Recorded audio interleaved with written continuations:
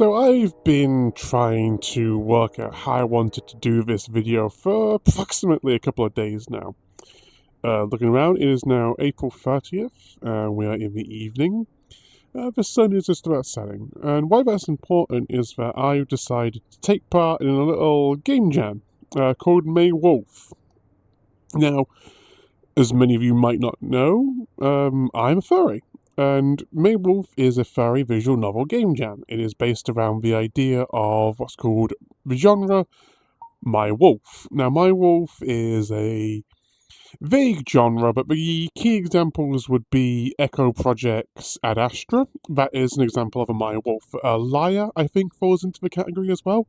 I'm not sure. I've yet to read Liar. I'm a fraud. Anyway. So, how this all got started was I read Ad Astra maybe about a year ago now. Then about 5-6 months ago, I read Echo. I really liked Echo, and after watching Mero Hyena or Keith Ballard's video on how he made a visual novel in 30 days, I decided originally I'd do my own. Now, I didn't need a game jam at first. I've decided I'm going to write a huge project all by myself.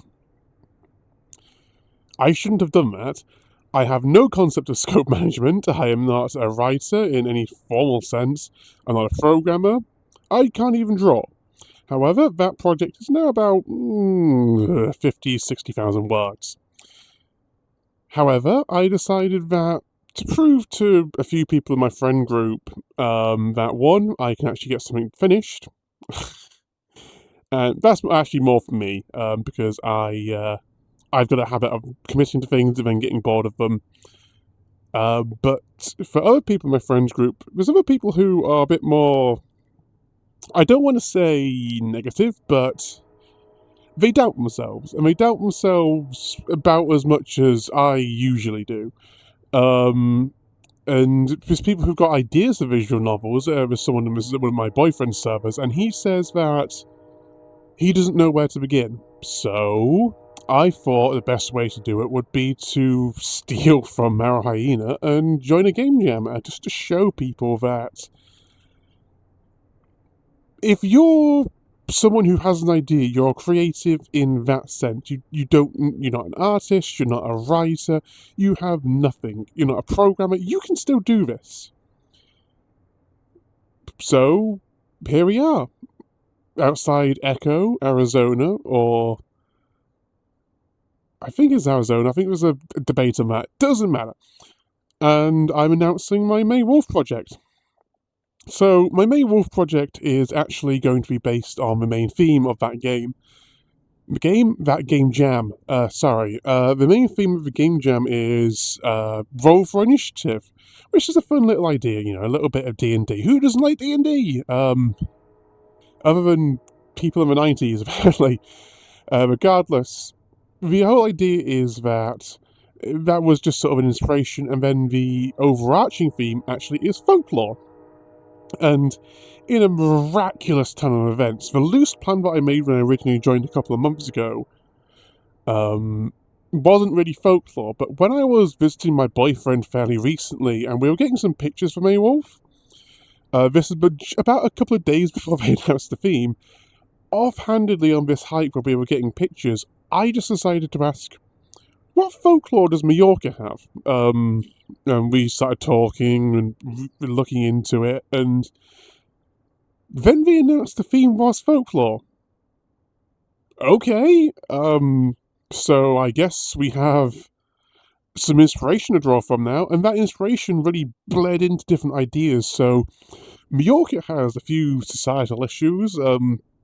It might be a lot of Spain, to be fair, that a lot of the houses there and property are owned by people who are renting them out for holidays, and tourism is fantastic. Tourism is actually vital. I go there as a tourist and visit my boyfriend, technically. However, it's always stuff that should be measured and controlled, because otherwise you end up with what they've got where no one can afford a house. I was looking, and the cheapest house there, that was actually a house, not a house share, was there's no water, There was no electricity. Wasn't near any amenities. It wasn't near a town or a city. I think it was in the region of 100,000 euros, which is bonkers. The fact that someone can save that and they then have to develop and spend even more. And the apartments were going for 200,000. It's just mental. And it's just like, man, tourists kind of fuck that place up. And folklore, how can you adjust that into it? So there's a few different folklore figures that we focused on. There's one that really I sort of grabbed onto because of what it represents in Draculok? Can't remember the exact name. It's Spanish. I'm English. We don't do accents, unfortunately. I really need to learn. It's expensive, and I am very bad at languages, but I am trying. Anyway, this figure is a dragon. What are dragons if not greedy? So it's that original story. It gets killed by a lovely knight, and that knight ends up marrying the damsel in distress, which is, it's a bit boring, but it's a starting point. So I took the idea from there and added a bit of, I don't want to call it kitchen sink realism because I'm not doing anything realistic with this, but you remember how in The Descent when it had a very boring ending where the lady gets away and they ended up making a sequel from it, which you shouldn't watch because that sequel is absolute garbage.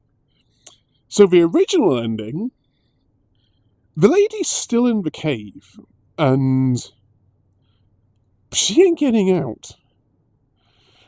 That's the sort of tone which I feel I tend to call British, where, yeah, sure, things might on the surface look alright, but there's always that underlying sense that things, they ain't gonna end well.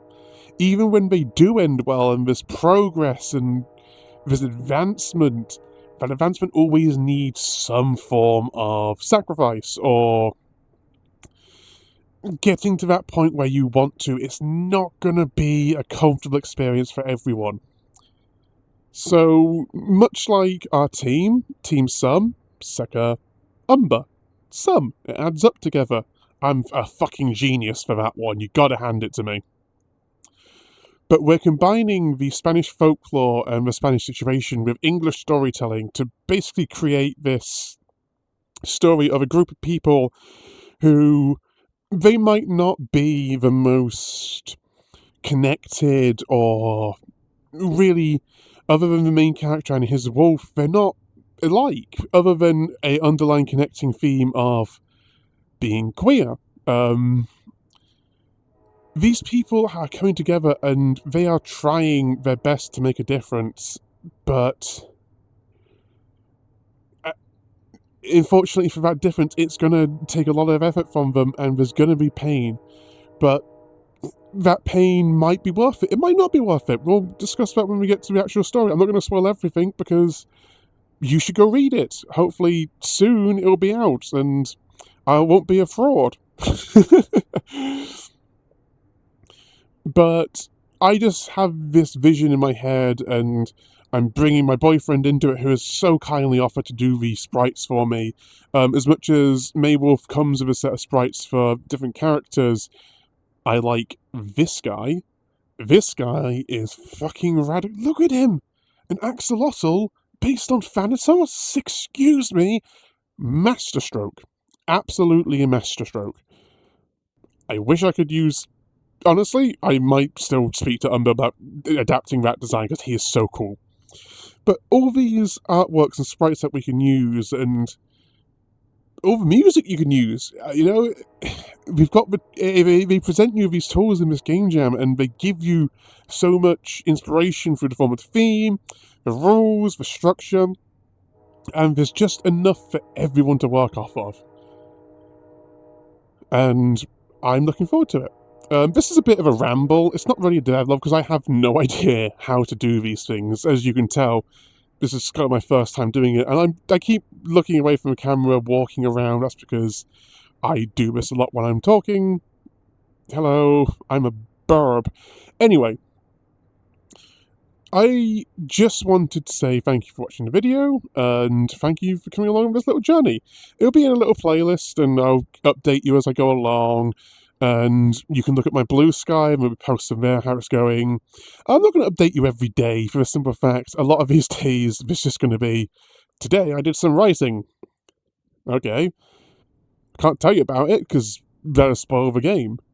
But I wanted to highlight any difficulties that come up, any experiences that I find interesting, and just sort of go from there. Now, right now my team is just me and my boyfriend. Team Sum, as I mentioned, is Seka, Umber. Boop. He's handling the art, I'm handling the writing. We're going to try and source music together, bounce ideas off of each other, and just sort of make this the best story that we can. Before I finish this... Ooh, I was walked into something. Anyway, before I finish this video, I wanted to talk about a couple of inspirations. So, the first one I'm going to have to thank is Keith Ballard. Marrow Hyena, Boring Keith, Boring Freef, depending on which channel, or even No Playing Games. If it wasn't for him, I would not have the confidence to do this, so thank you, Keith. Go watch his videos. I love his 30 Days visual novel one. You should watch that one. He's got a huge video on Legoshi not being a gay character, but you can read him in a very gay way, which is a phenomenal video. He also has Beast Complex, which is so he looks into Beast Complex, and he talks about how that story is even more queer. And there's a few afternotes, because that one came out afterwards, and it sort of delves into the cultural context, because the writer of Beastars is Japanese and a woman, and ostensibly not gay, but there's reasons why us queer folk can actually hatch onto that story. Another person I wanted to shout out, not even a person in this case, is these guys, Echo Project. Oh, in this case that's just Echo, but Echo Project definitely are, I don't want to say cause of renaissance, but they're definitely the trendsetters. Before them, I feel like we had Neko Jishi and a few others, but these guys are definitely the ones who really got the ball rolling with the sort of renaissance of furry visual novels. Obviously, Howley, Haps is for doing the art. You've got McSkinny. I don't know any of the other writers, unfortunately. I'm a terrible fan. But the guy who's doing Glory Hounds, and even within them, they've got such a wide genre. You got, I'd say, Ad Astra is your love story with some deconstruction of the genre, which I'd say Ad Astra, Intreya, and Kemia. That Ad Astra is sort of the overarching banner, because that's the only one that's been released fully. Then we have Echo Project, which contains Echo, Route 65, Arches. It doesn't contain the Smoke Room anymore, apparently. I'm not touching that. That seems like a whole lot of drama. Make of that what you will. But Echo Project is... So Echo is the horror series where it explores a lot of themes that I find that resonated with me quite a lot. Especially the whole queerness of the characters, the entire cast, basically. I don't think there's a straight person involved. I'm sorry. Jenna is probably bisexual. Just vibes, you know? Anyway, going down the list, you've also then got Glory Hounds and A Road to Play, which are the sort of current ones. So McSkinny from Echo is writing... he's writing a Road to Play, and then the guys I can't remember the name of are writing... oh my god, how have I forgotten the name already? What? Glory Hounds! Glory Hounds is like a superhero thing. It's got this really cool comic style which I adore, and I'm waiting for it to come out so I can watch it play it with my boyfriend. And then A Road to Play is like a mix sort of, there's humans, there's furries, there's D&D. I don't know a lot about that one, but it sounds interesting. And lastly, sort of outside of the visual novel scene, there's someone I want to thank is photographer. Because I would say that I didn't actually think much of furry writing until I read Assembler. Assembler Finding Home to start with, and then I've since read Assembler Finding Answers. Now, Assembler is an actual book. It is written by photographer. You might know him from VR Chat. He's around the scene. He basically wrote this story, and I was like, yes. I spoke to him on Blue Sky, and he mentioned that the second book had a scene which referenced people exploring shipwrecks, and I really like that sort of stuff. And he mentioned I should read it. I did. Eventually got to the scene. I loved it. He made this very much in-depth story, which I found very interesting, and I recommend you find a way to read his book. He's also the bloke who donated a kidney to hear you. So yeah, he's got that going for him. He's got a really cool fursuit. I will put the picture up with the scar, which is also just long. Like, I'm nearly 195 centimeters. He's long. He's so long. I love photographer's fursuit. It's incredible. And the last person I want to thank is, I'm going to say, my friend, because I have bugged quite a lot of them with stuff. So Joe, who's not even a furry, has helped me with the programming stuff to no end. That's on my Stan Bernabi project. There'll be a devlog about that later, especially at the end of May. I want to thank Umber for putting up with me ranting about this stuff so much. When I get passionate about something, as you can probably tell, I ramble. And he puts up with that, and he seems interested, and I hope he is, and I love you, honey. You're so nice. And I'm going to thank my main friend, my non-furry friends, and they've been engaging with me occasionally when I mention stuff, and sort of engaging me and trying to keep me going and focused on things, and also just providing distractions where I need. And also everyone in my boyfriend's server, you guys are angels for putting up with me. I'm an asshole. I don't know why you keep coming to my readings. I don't know why you like talking to me. I'm glad. I like talking to you all. Thank you. I'm not actually that bad. This is me being a bit silly and hyperbolic, but you guys are great. And everyone at Confuzzled as well. Yeah, so that's the thank you list. Vague, rambly. I don't even know what I'm saying anymore. But this is the first devlog, and yeah, tomorrow we're going to get started. Tomorrow is just going to be, I think, getting the characters sorted with my boyfriend, and then from there, hopefully writing the rest of the story. I've already got a loose outline. I'm predicting 3 routes of varying happy endingness and bad endingness and middle endingness. My idea of a happy ending is probably quite different to what most people are going to think a happy ending is. Obviously, I can't actually start making assets yet. I am a day away from Maywolf. I should probably check, actually, if time zones matter, because my May is going to be different to the hosts. I need to go make a Discord message, because that might be accidentally disqualifying myself. But yeah, that's what tomorrow's going to entail. I will get back to you maybe tomorrow, maybe a few days after, and we will start tracking progress together. So thank you for watching.